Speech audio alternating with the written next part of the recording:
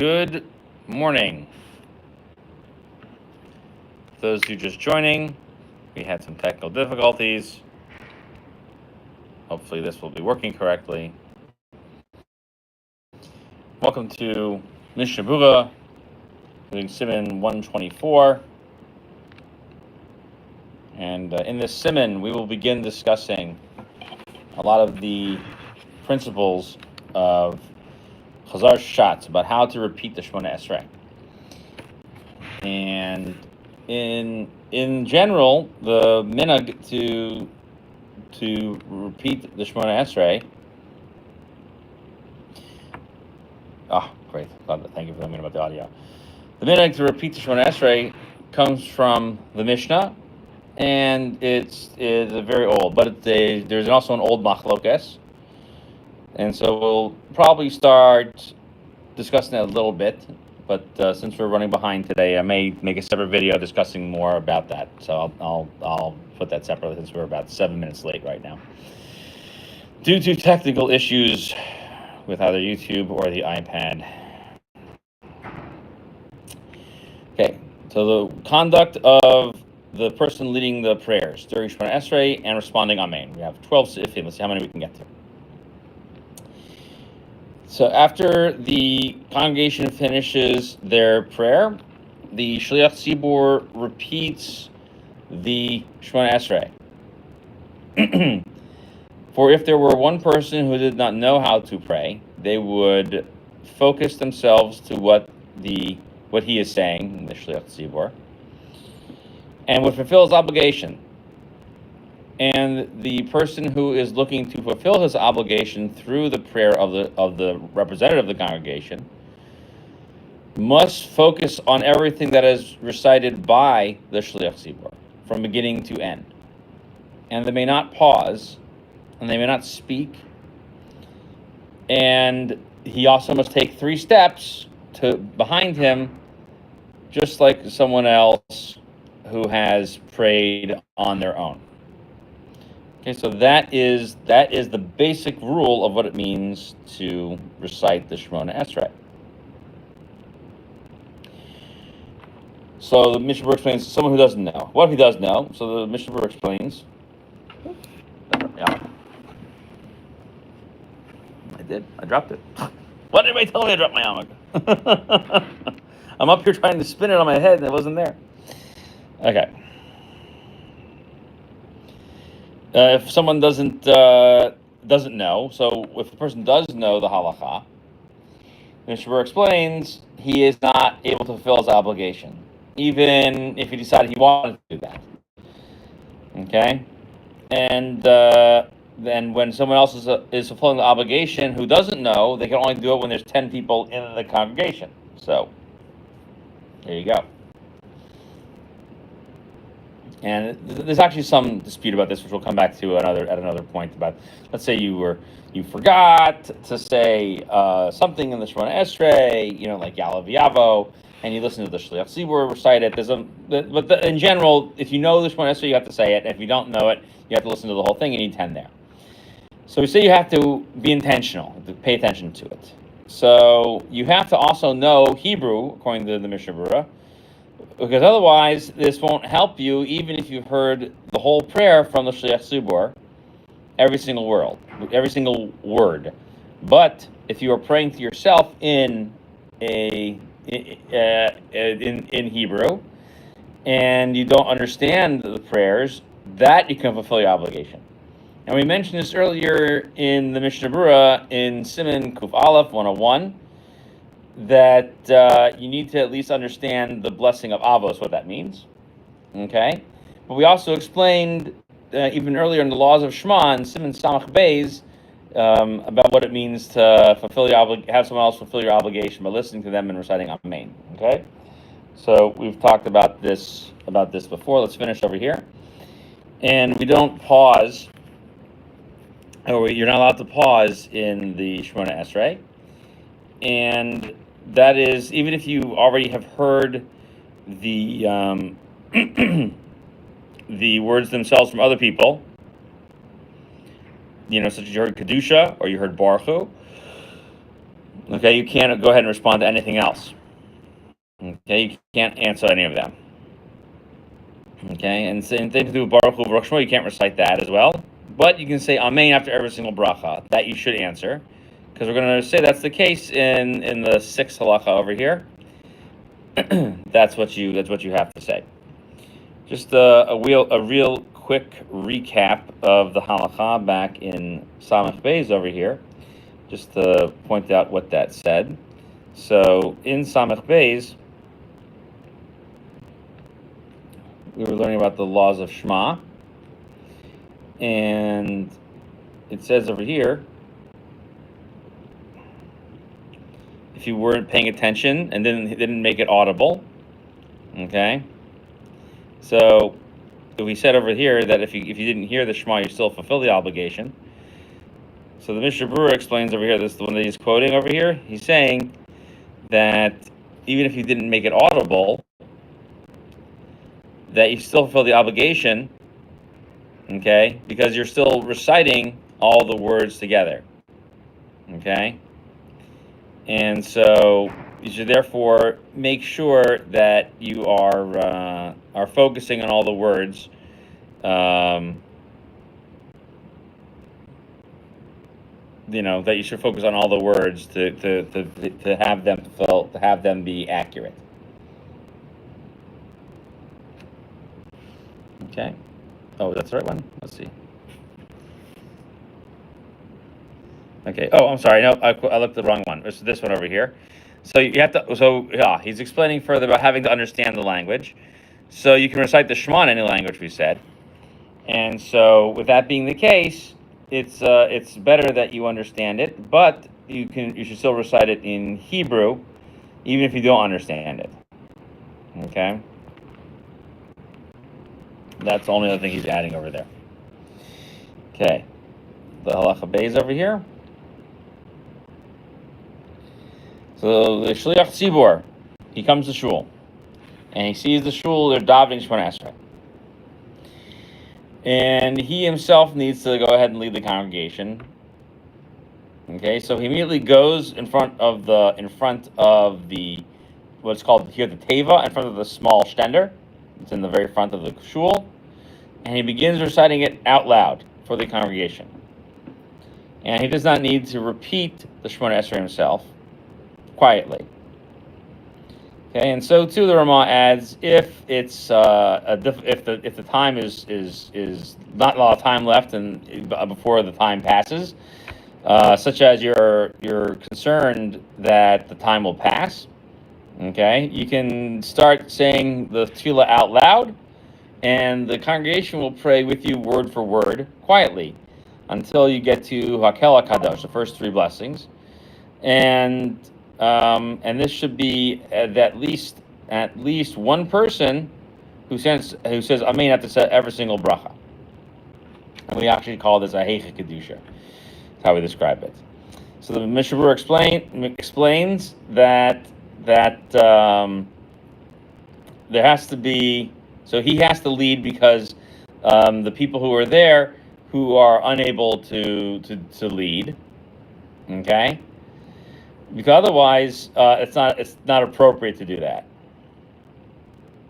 okay, because he himself didn't pray at first. So we're going to say that's not appropriate, because there's going to be a difference between fulfilling people's obligation versus continuing the structure of the prayer, which is to have a repetition. So we also say that he doesn't need to repeat it, because he fulfills his obligation, and the Mishnah explains with this one, because since he is fulfilling the obligation of people listening, he himself is also going to be included in that. Okay? And this isn't considered a person who's considered of little faith, or he's trying to make somebody listen to his prayer so show how awesome he is. Okay? He's doing it in order to make sure that everybody hears the prayer service in the proper time. There's also a bunch of opinions that basically say that if he did pray quietly, then he has to repeat, and then he has to do the repetition of the Shemona Esrei. He has to repeat it for somebody else. He should not say another quiet one as well. So he let's say he does two shuls, he can go to the second shul afterwards and repeat it there, because he's hired for two shuls.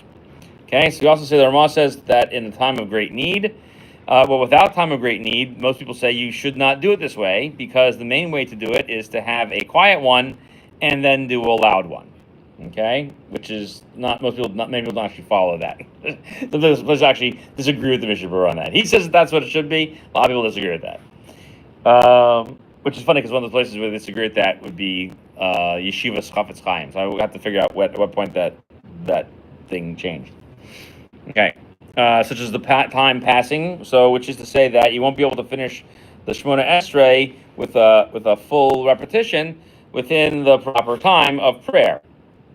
Okay, whether it's in the first thing, you're going to lose out the first hours in the morning, or it's I mentioned that in chapter 89 earlier. Whether it's mincha because you're going to miss the time in the evening. Okay, and the congregation too.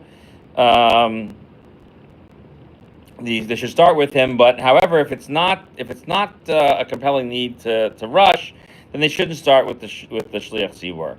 They should afterwards say it quietly until they say Hakel Kadosh.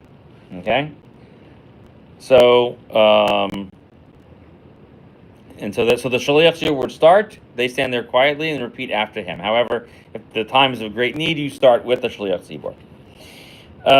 And we say after Hakadosh, so which is that the end of the bracha. L'dor v'dor nagigat lecha. Okay, you say Hakel Kadosh, and you say that with him word for word. Again, only if the time is of great essence. And it's better. However, the Ramah says that some person should be answering Amen, meaning if there's if there is time for the extra person to wait, but you're worried. If you are worried about it, then this person shouldn't stand there and do that. Okay. And then, you should just have the children do that instead. Okay? Or somebody who already davened should do that instead. Okay? So that's easy enough to do. But this isn't a big deal. It's just a nice thing to do. It's not the same thing that we're going to mention in a minute in Sif Daled. Because if you don't have 9 people listening to the blessings of the Shliach Tzibur, it's as if you're wasting everyone's time by having a repetition of the Shemona Esrei. Okay, even people who've already have recited it quietly. And now you're listening to it because of the enactment of the rabbis to repeat the Shemona Esrei, which is different than a person who's only prayed one time. Okay, halacha gimel. Gimel. Congregation has finished their prayers, and everyone knows the prayer service. Nonetheless, you still have a person come and lead the service to repeat the Shemona Esrei in order to fulfill the enactment of the rabbis. The Ramah adds, and if there's certain individual people in the community that take a long time with their prayer, the Shliach Tzibur should not wait for them. And that's even if they are really awesome people in the city. And if there's a minyan in the shul, you do not wait for any single important person or any awesome person who has not arrived yet. Okay? A lot of places violate this rule. So the Mishnah Berurah explains that we talked about this in Siman Samach Tes, in the Mishnah Berurah over there. So Siman Samach Tes, we talked specifically about the requirement to recite the prayer service. Okay, and so we say over there that you're required to pray, and not only required to pray, but and at the proper time, but that you're also required to pray when you hear the Shemona Esrei repeated as well. And the proper to do that is in the first thing in the morning. I'm not sure what else you're trying to hint at over here. Okay, that's what he says. This is in 69:1. Okay, so he says it's because of the Kanas Hachamim, which means that they enacted that the Shemona Esrei should be repeated. And they didn't say that you had to go check and see if every single person in the shul, whether or not they know how to recite the Shemona Esrei. And this is something that I was going to focus on in my little introduction, which I'll put into a separate video. Okay, so you don't wait for the important people in the town. Why? Because you are wasting people's time. It's called Tircha de Tzibura. And now we have a custom that the Shliach Tzibur waits until the Av Beis Din finishes his Shemona Esrei. Okay, the person who leads the court. Why? Because most people pray so quickly, and someone who recites their prayer correctly, word for word, is not able to recite the Kedusha with the congregation. Okay? And so therefore we wait for them. And the reason I'm waiting for them is because even though the rule is not to keep people waiting around, people who rush through it are not reciting it correctly. However, if there's no important person in the city, you also should wait for the people who recite it properly. But people who take a long time, you don't have to wait for them. And that's what we say, that by Rabbi Akiva, he used to pray with the congregation, and we would find that he would be rush himself so he could keep up with them. Someone who says a very long Shemona Esrei, and he's afraid that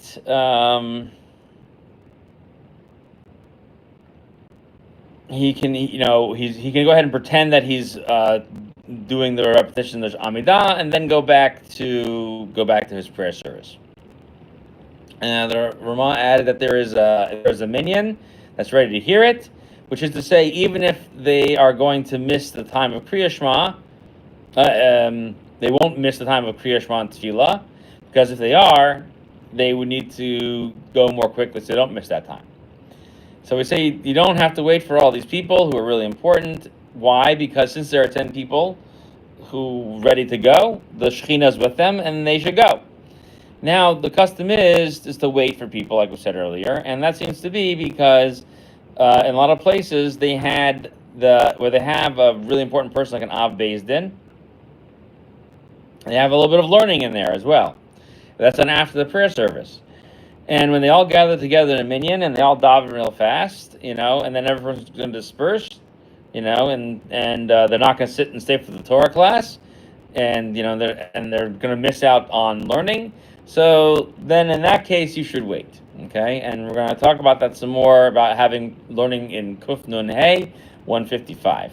Nonetheless, you shouldn't delay on the time for the Shema and for the prayer service because of waiting for somebody to finish. Okay, the Eli Rabbah also adds that the Rav should actually get there early, so people shouldn't have to wait for him. I've actually picked up and left some davening where they wait for somebody who's just davening in an order in an amount of time.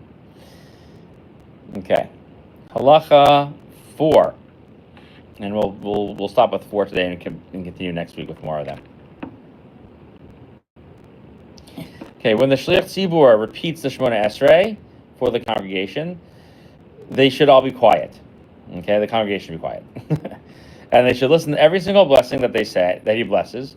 That's said by the leader, and they say Amen after every single one. And if there are not 9 people who are going to pay attention to his blessings, the matter appears to be as if it's worthless and like a bracha levatala. So every person should treat themselves as if there's no other person there to listen other than himself, and listen to all the brachas. The Ramah adds that everyone should actually stand when they repeat the Shema Esrei.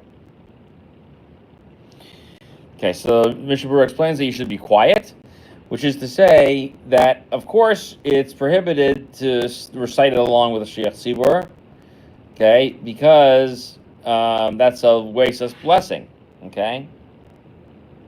And that's even to say a few words with him in the middle. That's also not appropriate, okay? Like do on Shabbos, right? It's very common to do that. And so maybe somebody's going to ruin the blessing for him because of their interrupting him with that type of stuff. And so too, those people who raise their voices very loudly and start singing with the Shliach Tzibur, that is considered inappropriate. Okay, and you should tell the people to stop singing so loud. And we're going to learn about talking about idle chatter and all about this later in the halachas. So you have to focus, and so therefore a person should be careful from saying other types of prayers or to learn during the repetition of the Amidah. And so too, they should be focusing at the end of every single bracha to say Amen appropriately, and that way that the Amen would not be considered orphaned, meaning not attached to the actual bracha. I've seen people screw it up. It's amazing when people will mess up when they're not paying attention. Okay, so that people who are sitting there learning, they turn to their learning, and then people who are not so learned just think it's not important to listen. Okay, and they think that's not important. They go ahead and do their own things and start chit-chatting, and that's terrible. So we also say at the end that you should pretend like there's not other 9 people there. So the important thing is that every person should stand there and listen to every single blessing, and not just the end of the blessing. Okay, and we say further when we see to pay attention, the whole world has the following custom. They make a minyan and they repeat the Shemona Esrei, and the people we know for a fact are just going to chit chat the whole time and not listen to the repetition. And it appears to me that in this case it is better to take the following custom. How can these rules get taught in the shuls that let people speak and sing along with Chaz's repetition? Oh, good question. Let me get to that in a minute. That the Shliach Tzibur should make a condition on his own before he repeats the Shemona Esrei, that if there's not 9 people answering to him, that the what's it called? The Tefillah should be considered a free offering prayer, right? And a Tefillah Nevada. So everyone should stand, the Ramah says. Why? Because since they're listening, they should also be standing, right? Just like the Shliach Tzibur, okay? And just like they themselves are praying. So you should act like you're praying along with them. And so too is the elder custom. But nowadays, the great many sins, every single person does whatever he wants. And some people sit and they chit-chat, and within 4 almost of the shots of the Shliach Tzibur, that is wrong. And they should probably yell at you for that one if we don't. So good question. How do we go ahead and continue to sit and sing along with the Shliach Tzibur? So we'll pick up with Halacha 5 next time, but we'll end with this thought. So the reason why is because nowadays that's the way to keep people interested in the Tefillah, is to have them do that, is to have them say the words along and sing along with the Shliach Tzibur. So it's really there to do that. But technically speaking, you should be absolutely quiet and just listen and say Amen. I've only been to one shul ever in my entire life that did that correctly. But everywhere else is always come and sing along. It's a sing along, So Shliach Tzibur has changed significantly. But technically, yes, you are correct. Why are they doing it? They're doing it because they're not following the halacha properly. You should be quiet and listen to the whole thing. We did mention at a previous time that in a previous halacha that people should be careful to recite the piyutim with the congregation. We mentioned that a few chapters ago when we talked about adding in things in there and adding piyutim, that you should treat those things as important, and you should engage with the Shemona Esrei a little bit more. So even though we're saying over here you should be reciting along, you should be standing and listening quietly. I think people have sort of made that mistake. People recite the Kedusha along with the Shliach Tzibur. They shouldn't be doing that either. They should be quiet and reciting the parts that they recite, and be quiet. They don't, because they're not following the halacha correctly. But we'll get more into that. I'm going to make a separate video talking about how our minhag is a little bit different from the standard ones mentioned in the Mishnah Berurah and in the Shulchan Aruch. Thank you very much for joining today. Sorry about the delays, and we'll see you all next time.